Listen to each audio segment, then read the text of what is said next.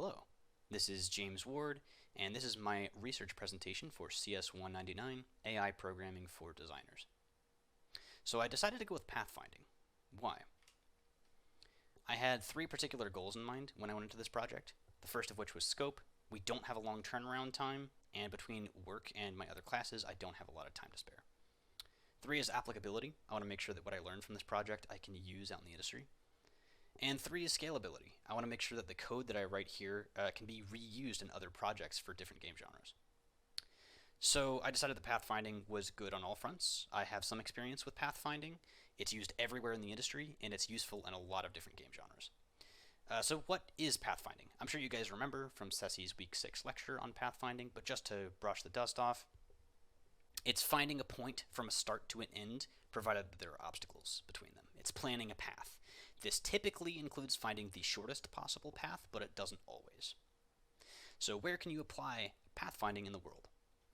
Some locations, like sea caves for example, are just too dangerous. Like sea caves, some of them are too dangerous to send divers down into, so it's useful to have a robot to navigate and use pathfinding to map it out. Another is warehouses, using, again with robotics, using robots to navigate large warehouses and find boxes. And then, of course, video games, which is the one that's applicable to me. All kinds of different video games and all kinds of different genres use it. Action, strategy, hack and slash, you name it, provided that it uses NPCs. So I had some different options for terrain representations with pathfinding. One is grid, another is nodes, and another is navmesh, which Unity uses. I decided to go with grid. Why? One is scope. I had a pretty good idea immediately of how I would do it in grid. And another is scalability, in the sense that I knew that I could explore both weights and adapting environments, like with voxels or physics-based systems where the environment might change around NPCs. I knew that I could explore that with a grid. So I had a couple of different options in terms of the algorithms I could use with a grid. There's breadth first, which just doesn't worry about heuristics or distances. It just spreads outward in a giant cube until it finds the goal. There's Dijkstra's, which does consider distance from self, so you'll see it kind of bleed around obstacles as it expands its search. We have best first, which is a little bit Dijkstra's, but it uses a heuristic, and it's a little greedy, so it might not always find the ideal path. There's Astar, which is like best first, only it isn't necessarily greedy, in that it considers its distance from the target. And then there's jump point, which is an ultra-efficient algorithm developed by Steve Rabin, who's a professor at DigiPen. I was initially really interested in this one, but it's a little advanced for this project. So I decided to go with both Dijkstra's and Astar. Why? Well, part of it is scope, in the sense that Astar and Dijkstra's are very similar, and there are plenty of examples of these being applied in C# and Unity. And another is applicability, in the sense that Astar is the most used algorithm out in the industry right now. But there's a third option which I can't really immediately discuss, but I can start with some pseudocode for Astar. So we're going to have, generally, in terms of like tiles on a grid, we're going to have an open list. We're going to have tiles that are currently being evaluated, and a closed list, tiles that already have been evaluated and we won't necessarily be using. And in a loop, we're going to be going from the, we're going to try to get the node with the lowest F cost. So when I say F cost, I mean the lowest distance, both from the starting point and from the end point. So we're going to remove that first node from the open list because we're evaluating it, and we're going to move it over to the closed list.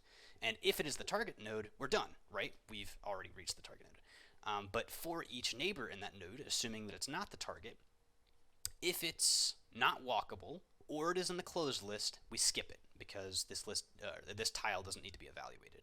But if this neighbor is either a shorter distance, or if it has a lower cost in this evaluation than it did in the last one, or if it's not on the open list, then we're going to go ahead and set a new F cost, right? Its distance from the start and from the end relative to our parent node. And then we're going to set the parent to this node, right? Because this is the node that we're evaluating it from. And then if the node wasn't already in the open list, we're going to go ahead and add it to the open list. So this would be easier to explain with a visual representation, but in the interest of the time, I'm not going to do that. And so to explain why I'm doing both Dijkstra and Astar in greater depth, now that we've gone over the pseudocode, let's go ahead and proceed to the demo. Okay, so now here in the demo, we can see dominating the left side of the screen a grid where the dark portions represent obstacles and the lighter portions represent walkable space. Each of the teal circles represents a unit, and we've got some controls here up in the upper left. And then on the right, we can see some different settings that we can play with, including algorithm and some drawing stuff and heuristic and that kind of stuff. But so to discuss a little bit of why we might use both Dijkstra or Astar, potentially on a continuous scale, is because so if we go ahead and move a unit with Astar, we can see which nodes it's searching. So we move it. And we see that it searches pretty much in a straight path, right? And that's because it's also considering its distance from its target. Whereas if we switch to Dijkstra, we see that it checks a lot more, right? It's checking many more nodes. So Astar is great if you know where your target is.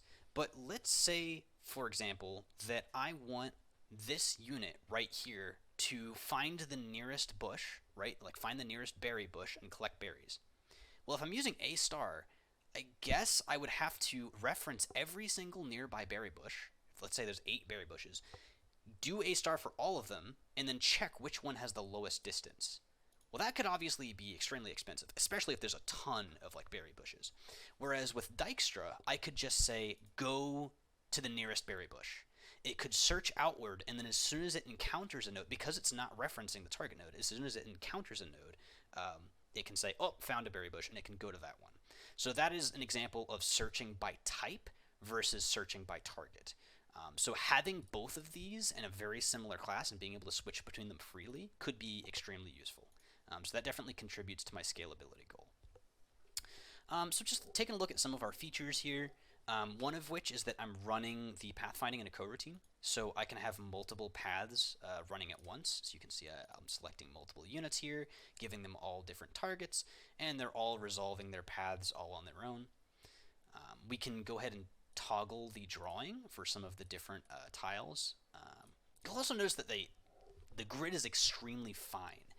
It's a 128 times 128 tile grid. And the reason why I did that is, again, sort of returning to scalability. I wanted to try to make something that could work in much larger scales, efficiency-wise. So to track my efficiency, I have my execution time for each given pathfinding runs. You can see that took 9 milliseconds. It took 5,713 iterations of Astar to find, or rather of Dijkstra to find its target location. And the total path distance ended up being 10 nodes long. So it says it was 10 nodes long, even though you see this path looks much longer. And that's because I'm using, I'm condensing the path. So we can enable the drawing for the condensed path here. And if we continue using it, let's go ahead and switch to Astar and move over here. We can see that there are only nodes, green nodes that the AI is actually using on the spots where we're changing direction. So basically all I'm doing is I'm saying, if we're changing direction between these two nodes, then keep this node. Otherwise, destroy the other one. So I'm just shortening the path so the AI doesn't have as many nodes to worry about when it's getting to its target location. That's one optimization that I got in. Another thing worth exploring is our heuristics. So we can swap between some different heuristics. Right now I'm on Euclidean, which surprisingly I thought it was going to run slowly since it has a square root in it, but it's actually not too different from the others. We can go ahead and swap to Chebyshev, which, if you recall, diagonals and orthogonals are they have the same cost in this example. So there'll be lots of diagonals, as you can see. It's like a super zigzaggy.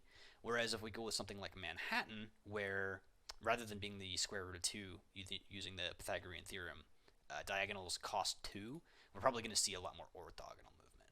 Huh, that's actually more diagonal than I was expecting. Let's keep...